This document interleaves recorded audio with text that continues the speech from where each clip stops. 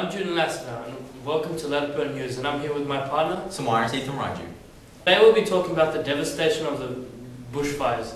During the last century there has been many recorded bushfires in and out of Victoria, like the Black Saturday. The Black Saturday bushfires is this year's most recent and most devastating bushfire. It was recorded that there were 210 deaths, but later it was found that there were actually 173 deaths. Most of the deaths were very devastating. Some died in their cars because of the strong heat waves, and lots of people died because of the smoke. Yeah, I agree with you, Julian. This has been a tragic and devastating case. The police have found that there were 2 arsonists. Now they have been caught. Now they are in jail for lighting the fires and killing many people. This bushfire started on 7th February to 14th March. It was started at various places. The fire was started by cigarette butts at Marysville and Churchill, a lightning strike at Gippsland and Grampians that then led to more sparks from a power pole or a power tool that led to a huge fire surrounding Victoria. The effect was instant, as it cleared much of the surrounding land and many farmers lost not only their crops but acres of land. So you could say it was the worst fire to hit Victoria in a long time. You're right, Simone. Now we will cross over to Jonathan, who's with Ben Schroeder. Ben has been affected gravely by the fires and has been left with next to nothing. Hello, Jonathan. How's it looking? Hello, Julian and Simone.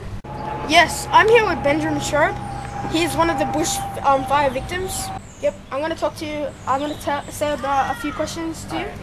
How has the bushfire affected your family? It's affected my family pretty seriously because, as you can see, my house has been totally destroyed. I also lost a family dog inside, and it's pretty terrible. Yes.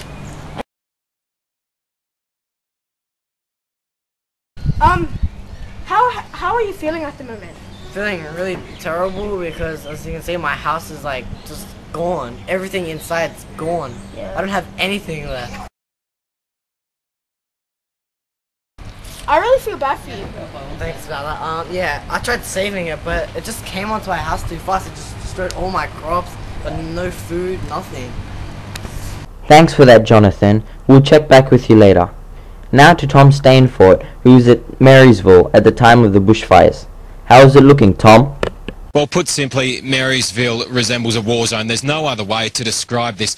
There are houses levelled as far as the eye can see. If we just have a look around this small area that we're in at the moment, in the distance, chimney stacks poking up here and there, but by and large, these houses have all been flattened now. There are around 15 to 20 just in this area that we're in at the moment, but if you go through town here, there is very little that has survived this terrible blaze. The other here that resembles a war zone is the fact that we know there are casualties. It's just a matter of confirming how many there are. We do know that a number of people are missing. It's feared that a lot are in some of these houses and couldn't escape the flames as they came through.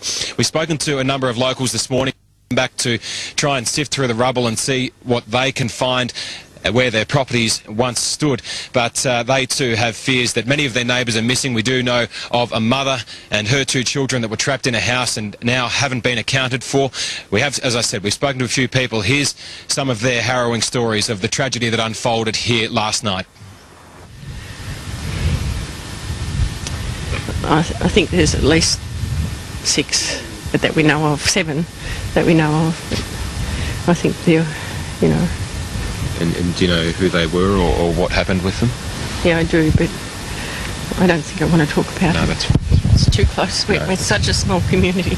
Yeah. And, yeah. No, that's fine.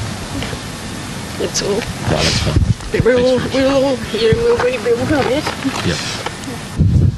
It is almost impossible to describe the destruction here. You do get a small feel for it when you drive through the town. House after house, street after street, everything is gone. There are only around maybe 5 or 10 buildings in the actual township itself that are left standing. Otherwise, pretty much all the houses are gone, more than 100, as I said. And also, the primary school has been wiped out. The police station is gone. The pub has been levelled. There's really very little left in Marysville. Tom Steinfort, 9 News. Now, back to Jonathan, who was with Felix Lee. He's another person who lost everything in the bushfires. Back to you, Jonathan. Felix, now what happened to your house? Well, it was burnt down by the bushfire. The bushfire was very terrifying. All this fire came by and all this fire just...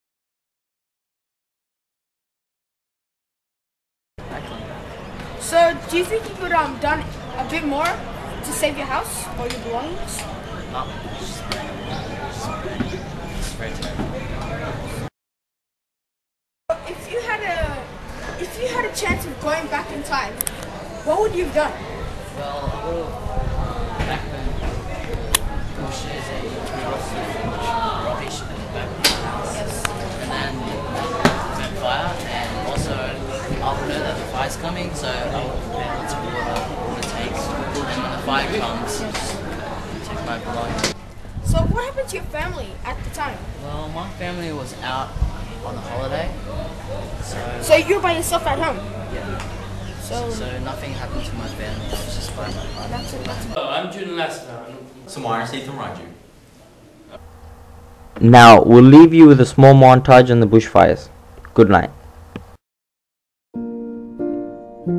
All around me are familiar faces, worn out places, worn out faces, bright and early for their daily races, going nowhere, going nowhere.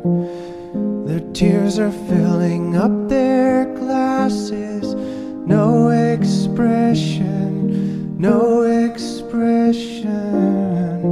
Hide my head, I wanna drown my sorrow. No tomorrow, no tomorrow.